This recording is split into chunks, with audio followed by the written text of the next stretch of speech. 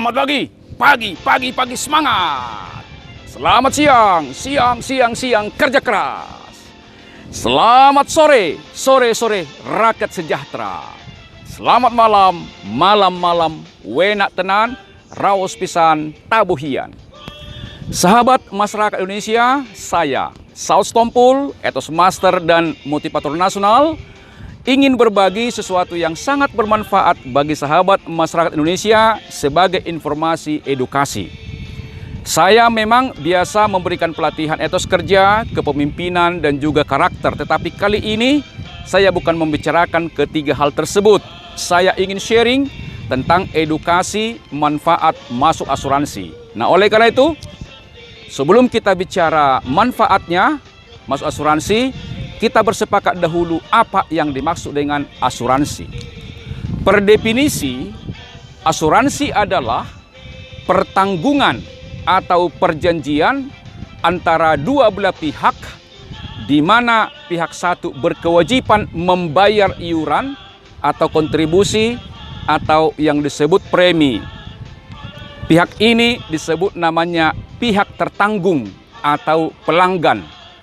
Dan pihak kedua yaitu perusahaan asuransi membayar ganti rugi atau klaim apabila sudah jatuh tempo atau habis masa pertanggungan atau tertanggung meninggal atau mengalami sakit, kecelakaan atau kebakaran atau risiko-risiko yang dipertanggungkan lainnya. Nah, oleh karena itu ada dua pihak. Satu namanya penanggung, yaitu pihak asuransi. Kemudian juga ada namanya tertanggung, yaitu pemegang polis atau pelanggan. Nah, kita tahu kalau di negara barat seperti Amerika, Eropa, dan juga Jepang, asuransi bukan lagi menjadi persoalan di masyarakat. Karena mereka sudah insurance minded, artinya sudah bagian dari kehidupannya untuk meningkatkan kesejahteraan keluarganya dan juga pribadinya, sekaligus juga sebagai warisan bagi generasi berikutnya bila mana dia dipanggil oleh Tuhan yang Maha Kuasa. Saya pemegang polis, saya bukan bekerja di asuransi. Nah, oleh karena itu dari pengalaman saya akan bagikan kepada sahabat-sahabat apa manfaat masuk asuransi. Yang pertama, pengalihan risiko. Yang kedua, meningkatkan kesejahteraan tertanggung dan ahli waris. Yang ketiga adalah membuka peluang kerja. Yang keempat adalah meningkatkan perekonomian dan juga pendapatan negara. Apa yang dimaksud dengan pengalihan risiko? Itu tergantung asuransi mana yang kita masuki, apakah asuransi jiwa, termasuk pendidikan, termasuk juga kesehatan, termasuk juga sekaligus tabungan di hari tua.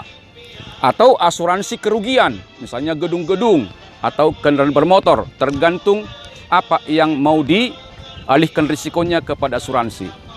Nah, sahabatku semua, misalnya saya sebagai soko guru atau kepala keluarga, misalnya saya setiap bulan kepada keluarga saya membayar atau memberikan biaya sekeluarga itu adalah 10 juta. Kemudian hidup ini tidak ada yang tahu apakah saya hidupnya panjang atau pendek, artinya tidak ada kepastian tentang hidup kita. Jadi apa yang dimaksud dengan pengalihan risiko? Kalau misalnya tadinya saya memberikan 10 juta untuk keluarga, kemudian saya masuk asuransi, katakanlah uang pertanggungan 100 juta dan premi katakanlah 1 juta misalnya setahun, maka ketika saya belum sampai pada jatuh tempo, saya dipanggil oleh Sang Pencipta, maka dana uang pertanggungan yang 100 juta itu akan otomatis dibayarkan kepada ahli waris saya, bisa kepada istri saya, juga bisa kepada anak saya, tergantung perjanjian siapa ahli warisnya tertulis. Oleh karena itu, prinsipnya adalah kalau masuk asuransi, pengalihan risiko. Seperti saya katakan tadi, kita nggak tahu hidup kita selama berapa lama kita di dunia ini. Jadi pengalihan risiko artinya kita mewariskan sejumlah uang atau sejumlah dengan uang pertanggungan untuk ahli waris kita demi kesejahteraan mereka. Itu namanya pengalihan risiko. Itu untuk asuransi jiwa. Asuransi kebakaran atau kerugian, misalnya kalau kita misalnya 1 tahun kita bayarlah iuran kendaraan bermotor katakanlah 3 juta. dengan misalnya nilai mobil kita adalah 300 juta, maka kalau itu all risk, kalau misalnya hilang akan diganti sejumlah uang pertanggungan. Itu juga namanya pengalihan risiko. Nah, oleh karena itu tidak pernah kita rugi kalau kita masuk asuransi. Bahkan kita mengalihkan risiko yang kita alami kepada perusahaan asuransi dengan membayar premi.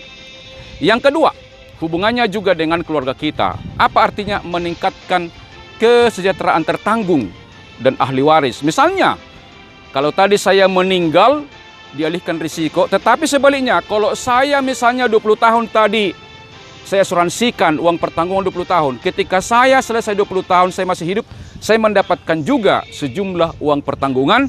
Demikian juga keluarga saya. Artinya apa? Itu juga meningkatkan kesejahteraan keluarga kita.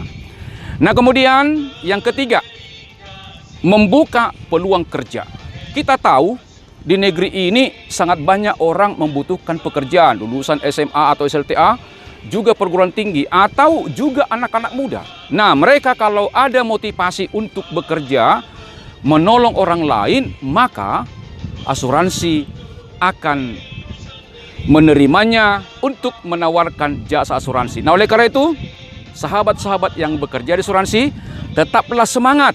Karena kerjamu itu, pekerjaan Anda itu adalah sebuah rahmat, sebuah kesempatan yang baik untuk mengembangkan diri. Dan juga bagi sahabat-sahabat yang bekerja di asuransi, jangan pernah merasa kalau menawarkan polis asuransi Anda meminta-minta. Tidak, justru Anda sebenarnya menolong orang lain, walaupun orang lain itu kadang-kadang nggak tahu dia ditolong. Oleh karena itu, tetap semangat, tetap optimis, maknailah pekerjaan di asuransi tidak sekedar mencari uang, tidak sekedar mencari jabatan, tapi menolong orang lain. Sekaligus juga itu maknai sebagai ibadah dan juga pelayanan. Percayalah, Anda akan semakin luar biasa bila mana Anda sungguh-sungguh untuk menawarkan jasa asuransi. Perusahaan juga besar, kemudian juga nasabah atau pemegang polis juga terlindungi risiko, Anda pun semakin besar. Oleh karena itu, tetaplah semangat. Nah, yang terakhir, sahabat masyarakat Indonesia, kita harus mendukung tentang peningkatan perekonomian. Yang keempat tadi, meningkatkan perekonomian dan pendapatan negara. Sebab apa? Kalau kita misalnya berkembang asuransi, maka kita akan membayar pajak, termasuk juga PPh. Jadi dengan kita membangun asuransi atau masuk asuransi, tidak hanya untuk kepentingan diri kita sebagai pemegang polis, tetapi juga kita menolong negara ini dari sisi pendapatan. Oleh karena itu, sahabat-sahabat masyarakat Indonesia, masuklah asuransi. Mungkin selama ini ada masalah yang Anda alami, tapi kalau saya pribadi, keluarga saya tidak pernah mengalami. Kami juga sudah mengalami jatuh tempo. Kami juga pernah mengambil di tengah jalan, tetap berjalan sebagaimana adanya dan juga bagus. Tetapi bila mana ada selama ini persoalan yang dialami oleh masyarakat, satu kata kunci. Pertama, kalau datang misalnya teman-teman konsultan menawarkan kepada Anda, terimalah dengan baik. Dan kalau Anda sudah masuk, tapi sebelum masuk Anda harus konfirmasi dulu, datang dulu kepada perusahaan asuransi apa hak dan kewajiban. Kalau sudah jelas hak dan kewajiban dari perusahaan asuransi dan sudah sangat jelas bagi Anda, baru Anda masuk ke asuransi. Percayalah, perusahaan asuransi sekarang tidak lagi seperti zaman dulu. Kenapa? Sudah ada namanya OJK untuk mengawasi. Asuransi adalah lembaga resmi, termasuk juga lembaga keuangan yang diawasi oleh OJK. Tidak akan mungkin terjadi sesuatu yang tidak kita harapkan selama itu diawasi oleh perusahaan OJK atau lembaga pemerintah. Oleh karena itu, sahabatku semua, mari kita bersama-sama melindungi keluarga kita dengan menyisihkan sebagian dana kita untuk masa depan anak-anak kita dan juga ahli waris kita. Itulah testimoni, itulah yang bisa berikan kepada sahabat masyarakat Indonesia.